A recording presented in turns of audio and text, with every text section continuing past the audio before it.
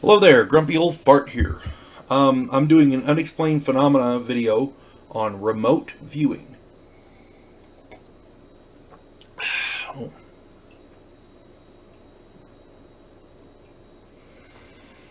Love that cup. Love that cup of coffee. Good cup of coffee. Okay. For those of you who don't know what remote viewing is essentially people enter a certain state. There are techniques that get you into a certain state of mind. And you take a piece of paper and a pencil or a pen or whatever, and you start drawing pictures. And these pictures, the idea is you concentrate on a target, and then you draw these pictures, and these pictures will either tell you where it is, what it's doing, information about that target. Remote viewing is the practice of seeking impressions about a distant or unseen target using the subconscious. It used to be believed that only powerful psychics could do this, but evidently that it has been discovered that pretty much anyone can do it. I have never done it. I've never tried to do it, so I can't say yay or nay about it.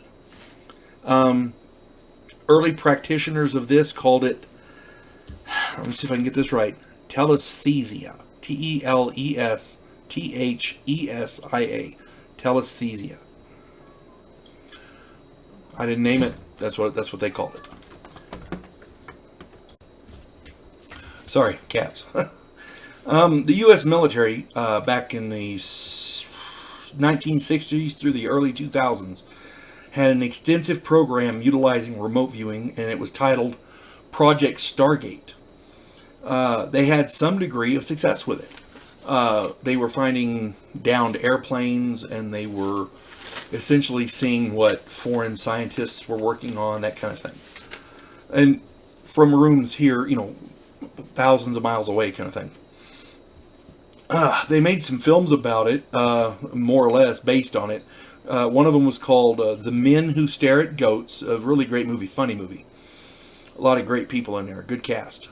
And another film called Suspect Zero. I have not seen that one, but apparently it was influenced by this as well. Some of the more famous remote viewers include a man named Edgar Casey. Edgar Casey is very, very big in paranormal talk radio. He's dead now, but people still talk about him. Joseph McMoneagle, McMoneagle. Pat Price and Courtney Brown. I've not heard of these other three people.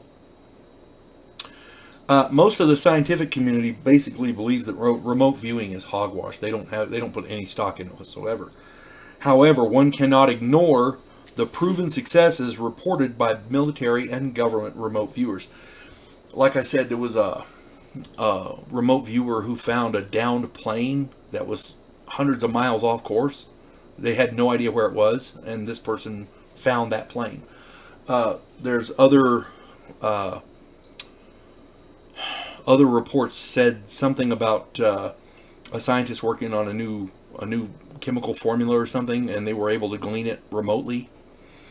Another report said something to the effect of a scientist was traveling from point A to point B, and by air on an airplane, and the remote viewer was able to tell where they were traveling from and to, and that allowed them to be able to intercept this guy and help him to defect.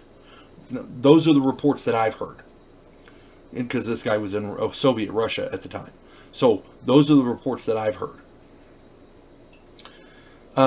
It is because of the downed airplane, as I understand it. There were some people who would have died if that plane hadn't been found.